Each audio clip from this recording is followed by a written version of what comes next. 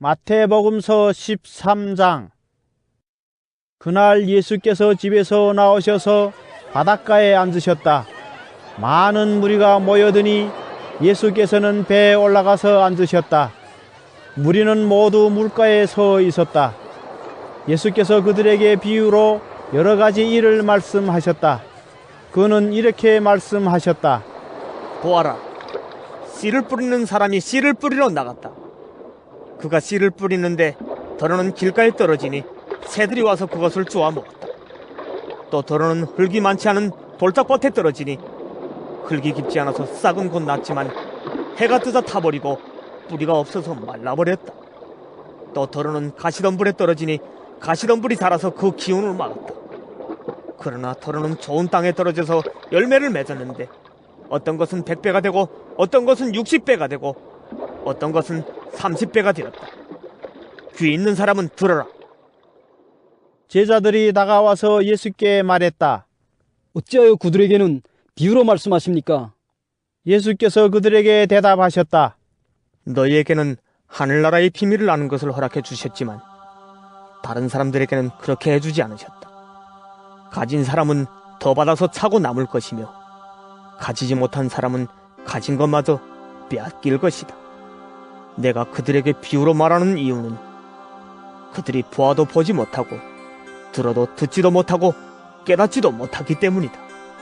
이사야의 예언이 그들에게서 이루어지는 것이다. 너희가 듣기는 들어도 깨닫지 못하고 보기는 보아도 알아보지 못할 것이다.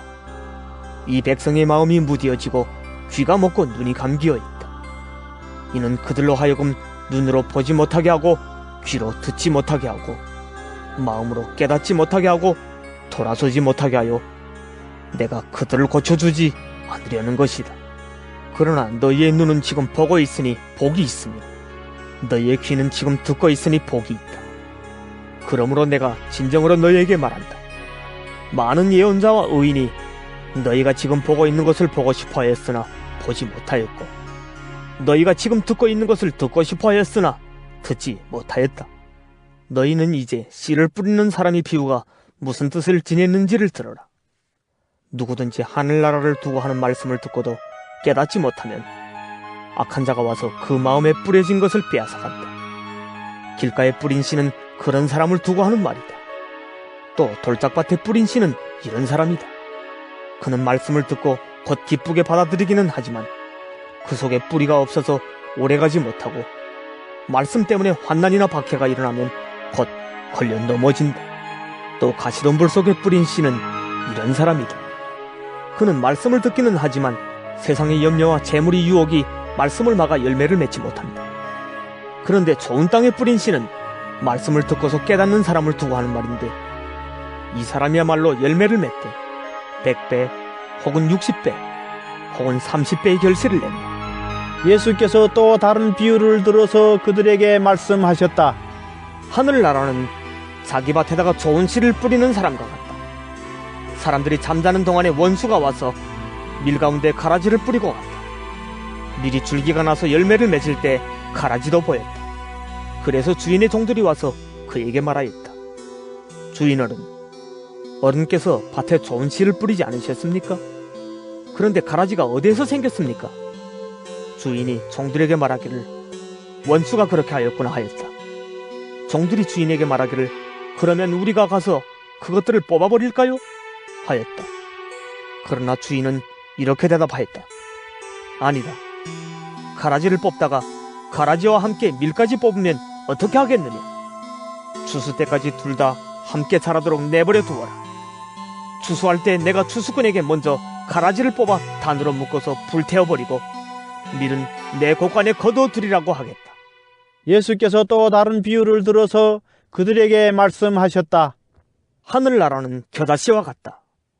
어떤 사람이 그것을 가져다가 자기 밭에 심었다. 겨자씨는 어떤 씨보다 더 작은 것이지만 자라면 어떤 풀보다 더 커져서 나무가 된다. 그리하여 공중의 새들이 와서 그 가지에 깃들인다. 예수께서 또 다른 비유를 그들에게 말씀하셨다. 하늘나라는 누룩과 같다. 어떤 여자가 그것을 가져다가 가루 서말 속에 살짝 섞어 넣으니 마침내 온통 부풀어 올랐다. 예수께서 이 모든 것을 비유로 무리에게 말씀하셨다. 비유가 아니고서는 아무것도 그들에게 말씀하지 않으셨다. 이것은 예언자를 시켜서 하신 말씀을 이루시려는 것이었다. 나는 내 입을 열어서 비유로 말할 터인데 창세 이래로 숨겨둔 것을 털어놓을 것이다. 그 뒤에 예수께서 무리를 떠나서 집으로 들어가셨다. 제자들이 그에게 다가와서 말하였다. 밭의 가라지 비유를 우리에게 설명하여 주십시오. 예수께서 말씀하셨다. 좋은 씨를 뿌린 이는 인자요, 밭은 세상이다. 좋은 씨는 그 나라의 자녀들이요, 가라지는 악한 자의 자녀들이다. 가라지를 뿌린 원수는 악마요, 추수 때는 세상 끝날이요, 추수꾼은 천사들이다. 가라지를 모아다가 불에 태워버리는 것과 같이 세상 끝날에도 그렇게 할 것이다. 인자가 천사들을 보낼 터인데 그들은 죄짓게 하는 모든 일들과 불법을 행하는 모든 사람들을 자기 나라에서 모조리 끌어모아다가 불화궁에 쳐 넣을 것이다. 그러면 그들은 거기서 울며 이를 갈 것이다. 그때 의인들은 그들의 아버지의 나라에서 해와 같이 빛날 것이다. 귀 있는 사람은 들으라. 하늘나라는 밭에 숨겨놓은 보물과 같다. 어떤 사람이 그것을 발견하면 제자리에 숨겨두고 기뻐하며 집에 돌아가서는 가진 것을 다 팔아서 그 밭을 산다. 또 하늘나라는 좋은 진주를 구하는 상인과 같다. 그가 값진 진주 하나를 발견하면 가서 가진 것을 다 팔아서 그것을 산다. 또 하늘나라는 바다에 그물을 던져서 온갖 고기를 잡아 올리는 것과 같다. 그물이 가득 차면 해변에 끌어올려놓고 앉아서 좋은 것들은 그릇에 담고 나쁜 것들은 내버린다. 세상 끝날에도 이렇게 할 것이다.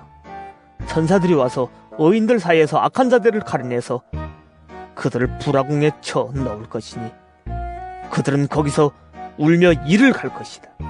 예수께서 제자들에게 너희가 이것들을 모두 깨달았느냐? 하고 물으시니 그들이 예. 하고 대답하였다. 예수께서 그들에게 말씀하셨다.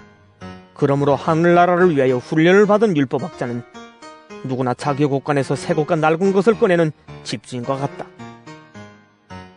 예수께서 이 비유들을 말씀하신 뒤에 그곳을 떠나셨다. 예수께서 자기 고향에 가셔서 회당에서 사람들을 가르치셨다. 사람들은 놀라서 말하였다.